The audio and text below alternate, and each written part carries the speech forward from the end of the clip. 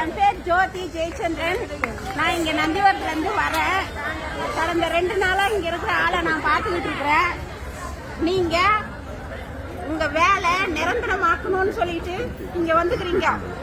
எக்காரணத்துக்கு கொண்டும் தயவு செஞ்சு 2 மாசம் 3 மாசத்துல முடிச்சு தந்துருவோம், இப்போதைக்கு கலைஞ்சு போங்க அப்படின்னு சொன்னாங்கன்னா தயவு செஞ்சு யாருமே வேண்டாம் வேண்டாம்னு சொல்லிடுங்க.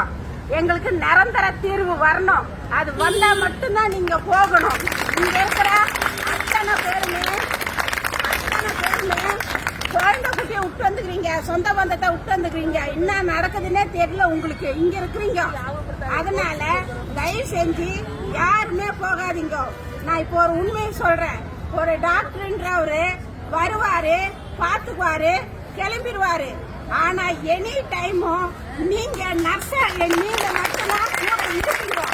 அப்படி இருக்கிற சமயத்துல உங்களுக்கு 10 வருஷமா பண்ணல, பணி நீடிப்பும் பண்ணல, எதுவும் பண்ணல, பர்மனண்டும் பண்ணல.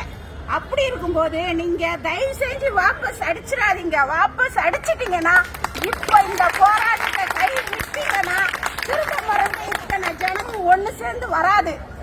அவங்க வேலையை பார்க்க போயிருவீங்க. இப்ப ஒரு முயற்சி எடுத்து வந்துக்கிறீங்க. இத நீங்க நிரந்தர தீர்வு கண்டால் மட்டும் இதை கைவிட்டு நீங்க இந்த கேட்டை தாண்டி வெளியே போகணும். அது வரைக்கும் இங்க இருந்து யாருமே போகக்கூடாது. இது நானே சொல்றேன். ஏன்னா உடம்பு சரியில்லா இருக்கும்போது நாளா எவ்வளவு அவஸ்தைப்பட்டுக்கிறேன்னு எனக்கும் தெரியும். அதனாலதான் உங்களை நான் பார்க்கறதுக்காக இங்க வந்தேன். சரிங்களா? எல்லாருக்கும் தேங்க்ஸ்மா. வேலை பாக்குறீங்க? அபார்ட்மெண்ட்ல வேலை பாக்குறேன். என்ன வேலை பாக்குறீங்க? அபார்ட்மெண்ட்ல ஹவுஸ் கீப்பிங் சூப்பர்வைசர்.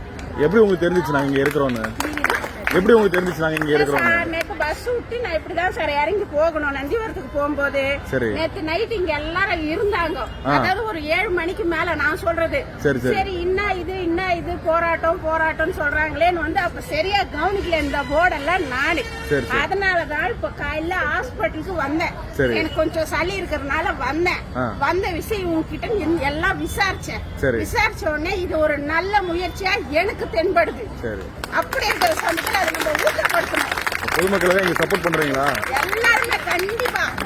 நான் தான் ஒரே ஒரு வார்த்தை நிரந்தரமா சொல்லிட்டேன்ல, நிரந்தர தீர்வு வரணும். அதே மாதிரி டாக்டர்ன்றவங்க வருவாங்க, பாப்பாங்க, ரிப்போர்ட் எழுதி கையில கொடுப்பாங்க. அந்த பேஷண்ட் கிட்ட நீங்க எல்லாரும் தான் பக்கத்துல இருக்கீங்க 24 hours. அப்போ உங்களுக்கு நிரந்தர தீர்வு வந்தே ஆகணும். இத்தனை பேர் இங்க கூடி இருக்கீங்க. இதே மாதிரி இன்னொரு டைம் கூடுவாங்கன்றது நிச்சயம் கிடையாது. யாராலும் வர முடியாது. அதனால இப்ப எல்லாரும் கூடி வந்திருக்கிறதுனால இதுக்கு ஒரு தீர்வு காணாம கேட்ட விட்டு நீங்களே போறனால உங்களை யாரையும் அனுப்பாட்டேன். நான் இங்கதான்